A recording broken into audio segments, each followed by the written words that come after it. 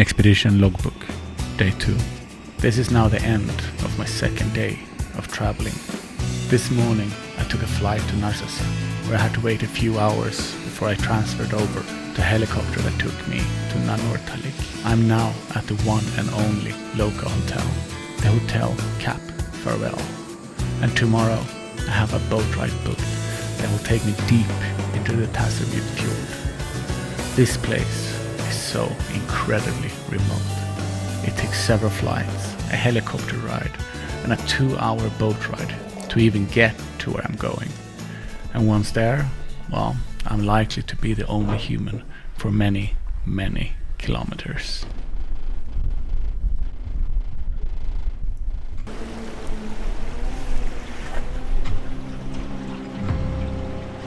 Expedition Logbook, Day 4. Today is the first morning that I've woken up in this incredible, remote wilderness. I feel that this expedition is different from every other journey I've ever been on. Maybe it's the extreme remoteness. Walking around here all by myself, I feel not only that I'm alone here, but that I'm alone in the entire world. I feel as if perhaps no one has ever been here before, and maybe no one will ever come here again. There's an incredible peace to that feeling, but also a loneliness that is stronger than any I've ever felt before.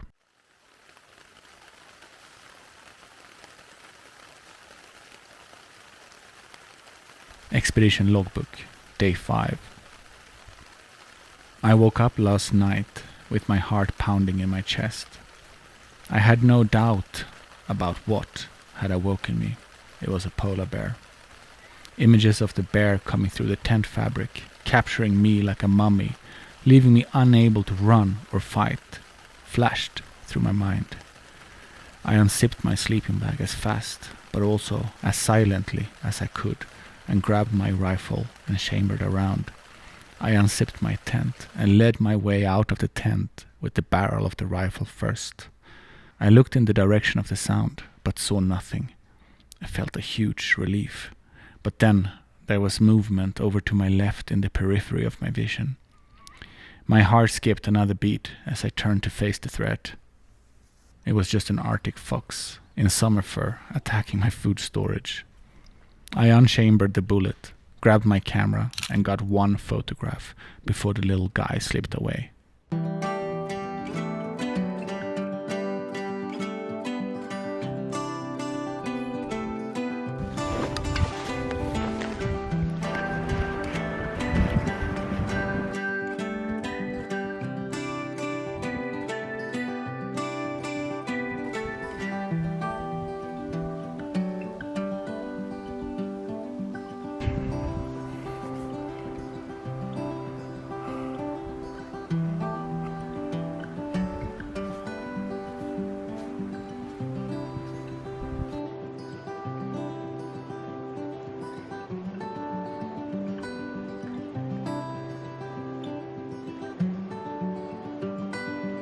Expedition Logbook, Day 7.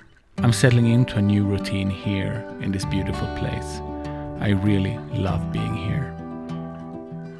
In my life, I've often felt like I'm on the outside looking in, never quite fitting in. But here, in the vastness of nature, I truly feel like I belong. Nature doesn't judge me for anything. Nature doesn't stress me about anything. The beauty of this wilderness really speaks to me. It makes me feel so amazed, and it connects me so deeply to the simple and beautiful things that surrounds me. In these moments here, I find peace, and I feel like I'm truly in tune with the world around me.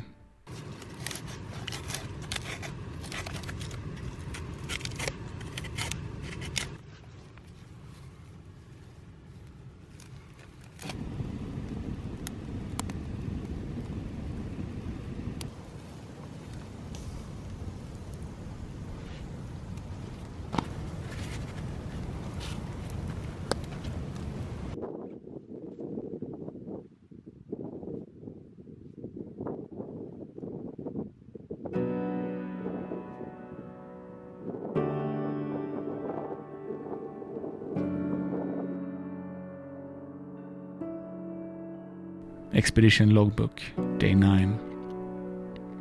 Setting out on an expedition like this isn't just a break from the usual life. It's a journey that changes me at my very core. It forces me to leave behind what's comfy, what's safe, and to really embrace what's unknown. It's about ditching my regular routine, ditching my procrastinations, my laziness, and getting excited about not knowing what's coming next. Going into the unknown means taking a few risks and pushing myself.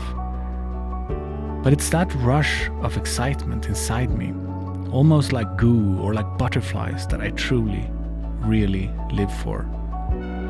Take the fake polar bear the other day. Jeez, I was so scared. But after the moment was over, wow, I really lived. I really felt alive. An adventure like this is really a twofold journey. It's discovering more about myself, but also exploring what's around the next corner. It's like solving puzzles about both the world around me and what I'm capable of as a human. I'm so happy here. But unfortunately, tomorrow this journey is over.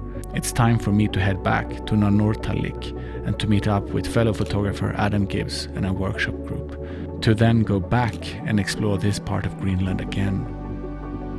I'm excited to not be alone anymore, but also sad to break that magic spell that has surrounded me this week, where I've been alone here at the very edge of civilization.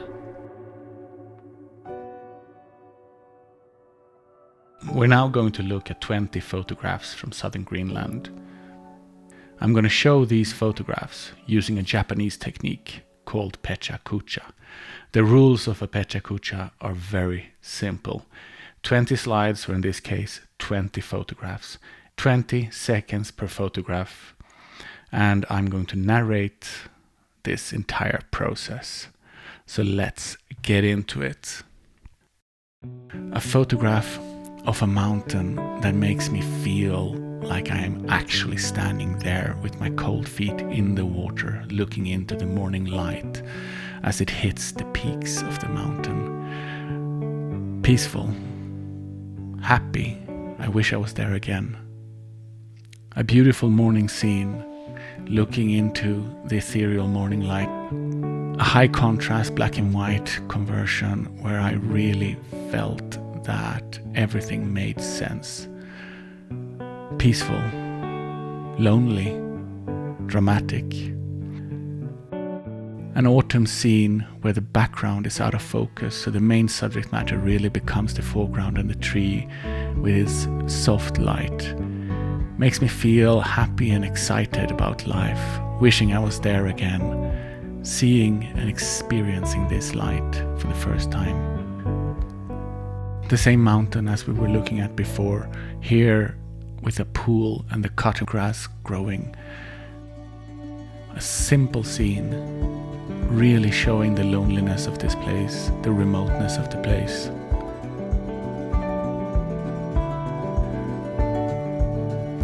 A panoramic image, I think it's 7 drone shots stitched together, really showing the vastness of southern Greenland, showing the scale, the immensity of the mountains, but also tying it all together with the glaciers and the streams and the fjord. It is a place that has to be experienced. It is a place that is just so unbelievably beautiful. I call this mountain the fortress for obvious reasons, and I think that coupling it with this foreground, this little waterfall or stream, the stream kind of mimics the shape of the main cliff up there and ties it all together. Again, makes me feel strong, isolated, and with solitude. The beautiful colors of this scene is something that I enjoyed photographing. The azure blue of the ocean contrasting with the seaweed or whatever that is, and the colors of the autumn grass. Makes me feel happy.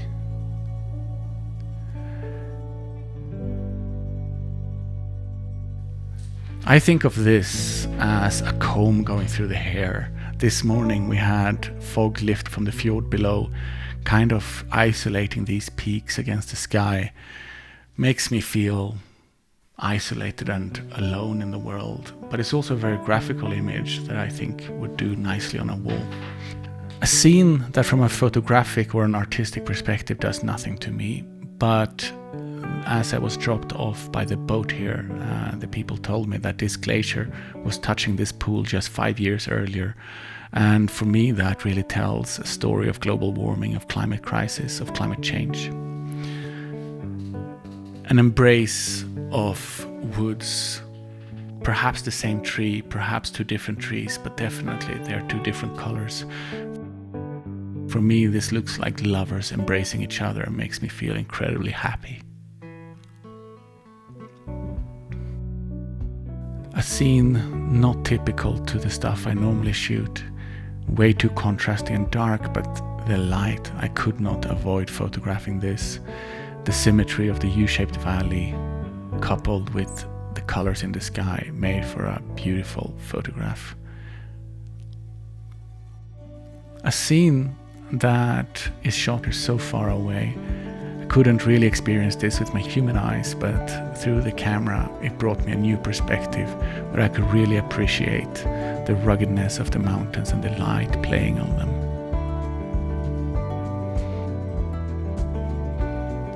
Another drone shot, this one of the few icebergs I saw there in southern Greenland, because there's not many icebergs. There were a few little specks of light in the water that I edited out because I wanted this iceberg to feel like it's the last iceberg in the world. Another perspective of my stream leading into the mountains, this time in black and white, this time in different weather on a different day, really brings in the mood and makes this really come together as a dark, moody shot, and that's what I feel looking at it as well. Cottonwood again in the morning, ethereal light, different day from the other shots, but I think as an image it's worth doing sometimes several shots of the same thing, because for me this image really tells a warm, happy morning story. Jagged peaks, loneliness. I feel isolated now looking at this, and it takes me right back to some of the harder moments of the expedition where I felt and wondered, what am I doing there? Why am I not just home with my family? Got a chance to photograph the aurora. I think this aurora lasted only for 5 or 10 minutes. This is a panorama. I think it's 5 images stitched together. And yeah, I just love it. I love the arch across the distant mountains and the main subject matters.